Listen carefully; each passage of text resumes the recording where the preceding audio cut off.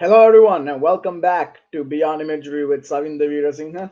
I'm your host, Sawinde, and today also we will be talking about a very interesting topic. But before we go on, very happy 2023, everyone. So, we're in a new year. I hope this new year is filled with happiness, love, and prosperity to you and all of your family members and your loved ones, your friends, whoever. And let's hope that our country gets into a better situation in 2023 than it was in 2022.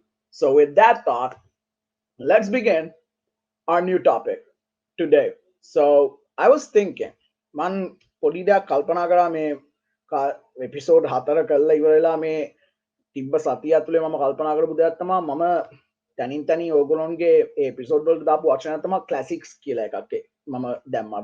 I talked a little bit about classics, right? මට ඒක කල්පනා වුණා මේ මගේ මේක බලන මේ අපේ කෝඩුකාර ප්‍රොඩක්ෂන් මේ channel එකේ subscribe කරලා ඉන්නේ වගේ මේක බලන අපේ ප්‍රේක්ෂකයෝ කල්පනා කරනවා ඇති මේ ඇයි මේ මොකද්ද මේ classics කියන්නේ කියලා. ඉතින් මම කල්පනා කරේ අද අන්න ඒ ගැන කියන්න. What is classics and why are classics still relevant within the literary field? Why is it still relevant within literature? මම අද ඒක ගැන කතා කරන්නයි කල්පනා කරේ. මුලින්ම කියන්න මොකද්ද මේ classics කියන්නේ කියලා. So when we say classic, A classic කියනකොට අපිට එන්නේ ඔළුවට මොන වගේ image එකක්ද? පරණ ඉතා වැදගත් දෙයක් නේ. එතකොට classic literature කියලා කියන්නේ පරණ කාලේ කියන්නේ අතීතයේ ලියවිච්ච සාහිත්‍ය ඉතාමත් වැදගත් දේවල්. ලංකාවේ classics වගේ දේවල් තියෙනවානේ. අපි ගත්තොත් එම කෞසිලුමින ඊට පස්සේ තව ගත්තොත් එහෙම සංදේශ කාව්‍යයන් සියල්ලම අපේ classics සිංහල classics ඒවා. ඊට පස්සේ මාටින් වික්‍රමසිංහ මහත්තයාගේ පොත්. So those are Sinhala classics, those are Sri Lankan classics, right? But when we talk about English classics, we have to go all the way to Greek civilization. Greek ශිෂ්ටාචාර පැත්තටම යන්න වෙනවා. මොකෝ ඒගොල්ලොන්ගේ කතා තමයි අපේ පළවෙනි classics ටික. විශේෂයෙන්ම අපි ගත්තොත් Iliad, Odyssey. නැවතත් මම මේ කියන්නේ මම කලින් කිව්ව දේවල් මේ. So Iliad and Odyssey are like our staple classics. අපි classic කිව්ව ගමන් ඔළුවට එන්නේ Iliad, Odyssey. ඒවා පසු කාලීනව තමයි ලිව්වේ. ඒවා ලිඛිත කරේ. ඒ වුණාට ඒවා අපේ original classics English literature ඇතුලේ. Then when we come to other civilizations, අපි ගත්තොත් එම රෝම පැත්තට එනකොට Aeneid, Virgilගේ. And we talk about Horace and Ovid. So these guys are also classic poets. Poetry novels විතරක් නෙවෙයි මෙතන මේ classics කියලා කියන්නේ drama උනා. Very great example of classic drama, Greek tragedy. Greek tragedy කියන්නේ මේ I හොඳම classic examples drama වලට. විශේෂයෙන්ම Aeschylus, Sophocles, Euripides ඔය තුන් දෙනා. ඊට පස්සේ අපි පොඩ්ඩක් ඉස්සරහට ආවොත් එහෙම ෂේක්ස්පියර් කියන කෙනා ගැන දන්නේ නැති කවුරුත් නැහැ අත්ම කතාව. ඉංග්‍රීසි ලිටරේචර් ඉගෙන ගන්න ඕනේ නැහැ ෂේක්ස්පියර් ගැන දැනගන්න. නමවත් අහලා තියෙනවා. ෂේක්ස්පියර් කියන්නේ classic author, classic poet කෙනෙක්, ඒ වගේම dramatist කෙනෙක්. drama ලිව්වා ඔයගොල්ලෝ දන්නවා Midsummer Night's Dream, Julius Caesar, Romeo and Juliet. ඊට පස්සේ poetry එහෙම ගත්තොත් එහෙම Shall I compare thee to a summer's day? ඊට පස්සේ තව ගත්තොත් Fear No More. ඔය වගේව තියෙනවා poetry පැත්තෙන් ෂේක්ස්පියර්ගේ. එතකොට ඒ තමයි ඒ චූටි examples ටික. හැබැයි ගොඩාක් පරණ වෙන්න ඕනේ නැහැ classics වෙන්න. හරි? මෑට කාලීනව ඒ කියන්නේ අපි ගත්තොත් එම 1900 ගණන් වලේවත් අපිට ඇත්තම කතාව classics විදිහට සලකන්න පුළුවන්. හරි? Lord of the Rings කියන classic එකක්. It's a classic series of books. And when we talk about modern classics කියලා දෙයක් කියන්නේ ඉස්සරහට යනකොට මේවා classics බවට පත් වෙනවා කියන එක සක්සුදක්සේ කියන්න පුළුවන් පොත් තියෙනවා. විශේෂයෙන්ම Gabriel Garcia Marquezගේ 100 Years of Solitude. ඊට පස්සේ Haruki Murakami සර්ගේ පොත් තියෙනවා Norwegian Wood, Kafka on the Shore. So those are modern classics. These are like a wide range of works. මේක classics ගැන ගන්නකොට මේක ලොකු කාල පරාසයක් cover කරනවා. අපි English literature වල time periods වලට කඩලා මේවා ස්ටඩි කරන්න යන්නේ ඒකින්ද මොකෝ ලොකු පරාසයක් මේක. එතකොට අපි අර era එකෙන් era එකට කියන්නේ අපි ගත්තොත් එහෙම Victorian era එකේ ස්ටඩි කරනවා ඒ era එක තුල ඒ අවුරුදු කිහිපය තුල ලියවිච්ච දේවල්. අපි එලිසබෙතන් නීරා එකේ ඉගෙන ගන්න එහෙම නැත්නම් කියවන්න කරන්නේ අන්නේ කාලය තුල ලියවිච්ච දේවල් අපි ඒවයි ලක්ෂණ ඉගෙන ගන්නවා අපි ඒවයි විකාශය ඉගෙන ගන්නවා කොහොමද මේක වෙනස් වෙන්නේ මොනවද මේ authorගේ styles දැන් ඒ තියෙන ඒ range එක විතරයි the range of classical study why is it still relevant ඔන්න ඕකයි තියෙන ප්‍රශ්නේ මොකෝ මම පුද්ගලිකව දැකලා තියෙනවා කට්ටිය කියනවා විශේෂයෙන්ම ළමයි එහෙම කියනවා ඇයි මේවා ස්ටඩි කරන්නේ මොන හේකට ෂේක්ස්පියර් කියන දේ ස්ටඩි කරන්නේ මොකක්ද අපිට මේකෙන් තියෙන වැදගත්කම ඔව් එහෙම තමයි අපිට උඩින් පේන්නේ නේ so when we study Shakespeare we think why do we study this we don't have this you know what kind of relevance does Shakespeare bring to the modern world where science and technology has begun to rule the entire world, right? I mean, the entire world right now is run by information technology, physics, chemistry, biology, you name it, all scientific and technological. So why do we study classics? They're a thing of the past. They have no relevance right now. That's wrong. ඒක වැරදි මේකේ relevance එකක් තියෙනවා. ඒකයි මේවා ඉගෙන ගන්නේ. ඇත්තම කතාව. එවුනා ඇයි මේක relevant කියන එක ගොඩක් කට්ටිය කල්පනා කරන්නේ නැහැ. හින්දා මම කියන්නම්. හේතු කිහිපයක් තියෙනවා මේක relevant වෙන්න. ප්‍රධාන කාරණේ තමයි අර මම ඉස්සෙල්ලා එපිසෝඩ් එකේ කිව්වා වගේ. හරි mythology සම්බන්ධ වෙන්නේ ඒක ගත්තේ උනාට ඒක classics පැත්තට ගන්නත් පුළුවන්. Classical literature is a doorway to the past. එයි මම එහෙම කියන්නේ. Classical literature ගත්තොත් එහෙම ඒ හැම එකක්ම culture එකක් reflect කරනවා. Right? If you take let's say Jane Eyre, right, by Charlotte Bronte. Jane Eyre පොත මේ English literature වල තියෙන ප්‍රධාන කෘතියක් ප්‍රධාන නවකතා a very exquisite novel Jane Eyre and Jane Eyre is actually a reflection of Victorian society වික්ටෝරියානු එංගලන්තයේ සමාජය reflect කරනවා ඒ වික්ටෝරියානු සමාජය ගැන ඒ සමාජය මොන වගේද කියලා අපිට දැනගන්න පුළුවන් Jane Eyre කියනකොට ඒක Wuthering Heights වලටත් අදාළයි Wuthering Heights of Victorian literature එතකොට ඒ Wuthering Heights කියන පොත කියවනකොට අපිට පුළුවන් ඒ ගැන ඒ සමාජය ගැන අයිඩියා එකක් ගන්න.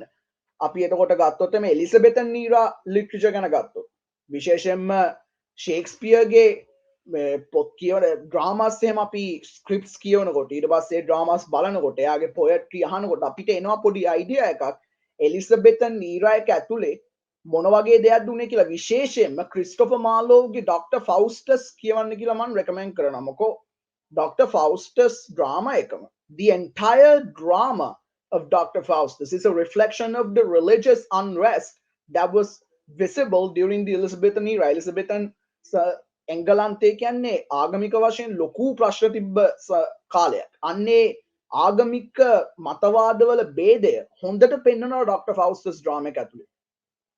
And තව පොඩ්ඩක් අපි පිටිපස්සට යමු. ඔය වික්ටෝරියානු එලිසබෙතියානු ඒවනේ තව චුට්ටක් පිටිපස්සට එතකොට ගත්තොත් එහෙම අපි ග්‍රීක් මේ ලිටරචර් ඒ කියන්නේ ඉලියඩ් ඔඩිසි ඇයි මේවා මේ රෙලෙවන්ට් මොකෝ මේකේ ගොඩක් තියෙන මිතොලොජි ඉලියඩ් වල වැඩිපුරම තියෙන මිතොලොජි ඔඩිසි කියන්නේ මිතොලොජි එකක් ඇයි මේක මේ උදව් වෙන්නේ අපිට මේ සමාජය ඒ කියන්නේ ඒ සමාජය රිෆ්ලෙක්ට් කරන්න හේතුව මේකයි ඒගොල්ලෝගේ භාෂාව ඒ කියන්නේ ඒගොල්ලෝ කොහොමද මේ කතාව කිව්වේ කියන එක ඒ අපි දකින්න ඒවා ලොකු පොත් හරි අනික මේවා කටින් කට ගිය කතා. එතකොට ඒක එක aspect එකක් අපිට ඉගෙන ගන්න පුළුවන්. It's an aspect of society that we can actually learn because they didn't write stories, they told stories, right?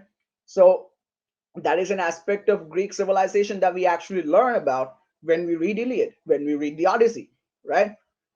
ඊනිත් එකටත් ඒක අදාළයි ඒ කොහොමද සමාජයේ එහෙම හැදුනේ ඒ ඒක ලියන කාලය ඇතුලේ මොන වගේ සමාජයක්ද ග්‍රීසියේ තිබ්බේ කියන එක අපිට හොඳට පේනවා it was especially Greece I mean it was a huge war torn country I mean especially between Athens and Sparta කියන නගර දෙක අතර යුද්ධ මාර ප්‍රමාණයක් තිබ්බා ඒ යුද්ධෙන් විනාශ වෙලා තිබ්බේ සමාජය හොඳට පෙන්වනවා ඉලියඩ් එක ඇතුලේ විශේෂයෙන්ම So that's one එකක් සමාජය රිෆ්ලෙක්ට් කරන එක අපිට පස්සේ ගත්තොත් එම දෙවෙනි රීසන් එක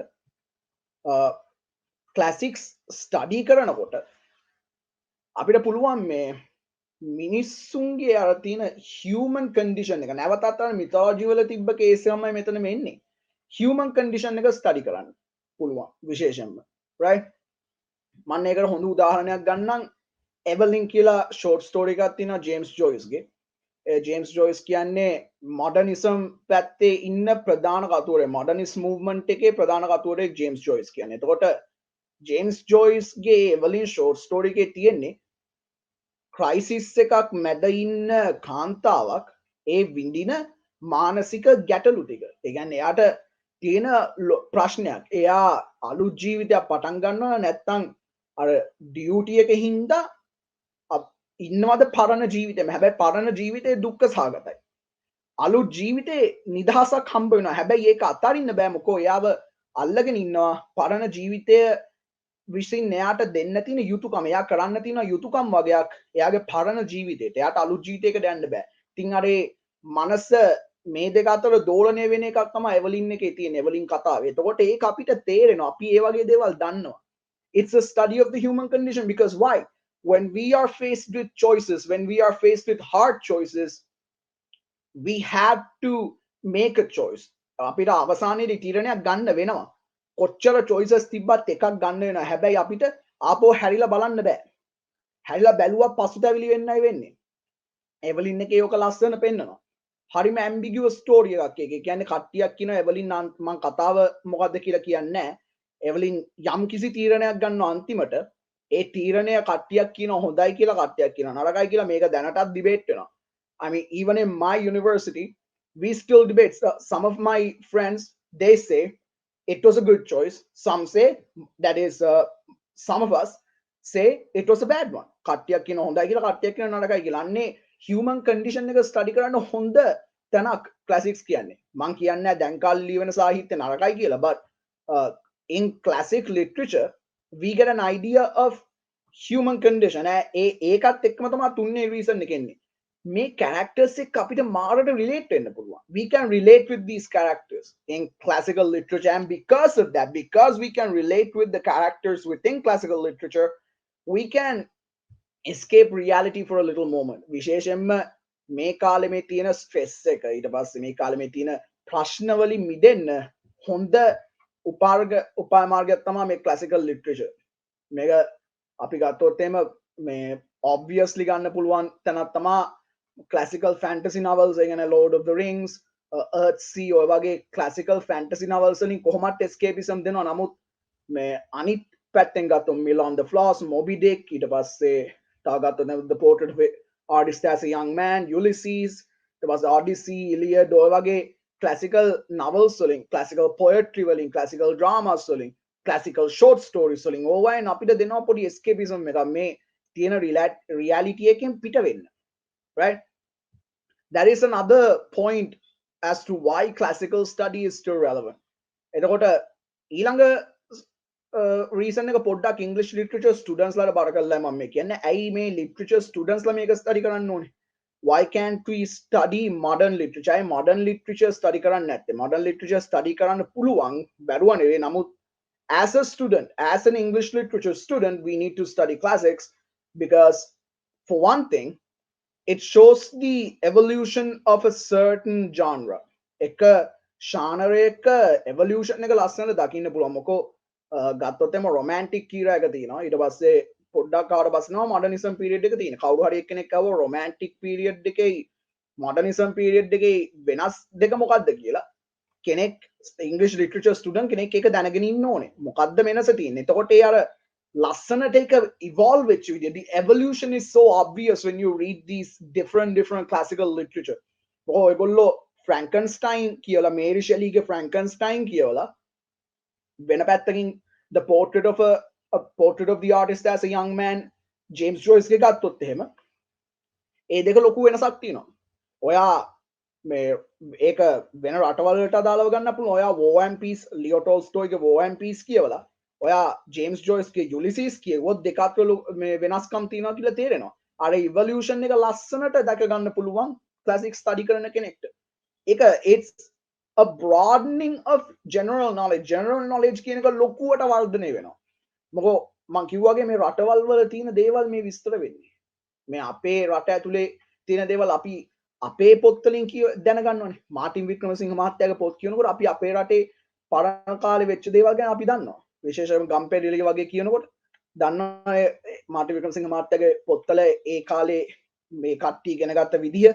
ඊට පස්සේ ඒ ගම් කොහොමද නගර බද්දට ඇවිල්ලා නගරාසා ඒ කියන්නේ ග්ලෝබලයිස් වුනේ ගම ඒ කියන්නේ ගම වෙනස් වෙච්ච විදි. ඊට පස්සේ මේ මඩොල් දුව ගත්තාම කොච්චර ලස්සන නවකතාවද. So we learn something from that, and when we learn something like that, it broadens our horizons. අපේ මේ දැනුම වර්ධනය වෙනවා classics කියනකොට. ඒක මේ ප්‍රධාන වශයෙන් තියෙන කාරණයක් classical literature ඉගෙන ගන්න. So these are the reasons. මේවා reasons මේ classic studies මේ classical literature study කරන්න හේතු වෙන. මේක එපා කියන කට්ටිය ඉන්නවා. ඒගොල්ලෝ කියන කතාවල ඇත්තක් නැතුව නෙවෙයි. මං කියන්නේ ඒගොල්ලෝ කියන ඒවා වැරදි කියලා. මොකෝ ඒගොල්ලෝ කියලා පෙන්වා දෙන සමහර දේවල් ඇත්ත. They show some things that are true to an extent, but we shouldn't completely ditch classics. මේවා සම්පූර්ණයෙන් අයින් කරන්න බෑ. මේ එකක් තියෙනවා විශේෂයෙන්ම. මේ මම ඒක කොහොමත් ඇඩ්‍රස් කරන්න හිටියේ මේ වෙලාවේ. මේ ක්ලාසික් පොත් කියන එක අමාරුයි කියන එක. ඔව් අමාරුයි. මොකෝ මේ ලැන්ග්වේජ් එක මාර අමාරුයි ක්ලාසික්ස් වල සමහර තැන්වල විශේෂයෙන්ම යුලිසිස් දැනට තියෙන අමාරුම පොත කියවන්න. War and Peace ලොකු පොතක්. Les Miserables ලොකු පොතක්. ඒවා අමාරුයි කියවන්න. ඒවට කමිට්මන්ට් දෙන්න ඕන. ක්ලාසික්ස් වලට කොහොමත් කමිට්මන්ට් එකක් දෙන්න ඕන කියවනකොට.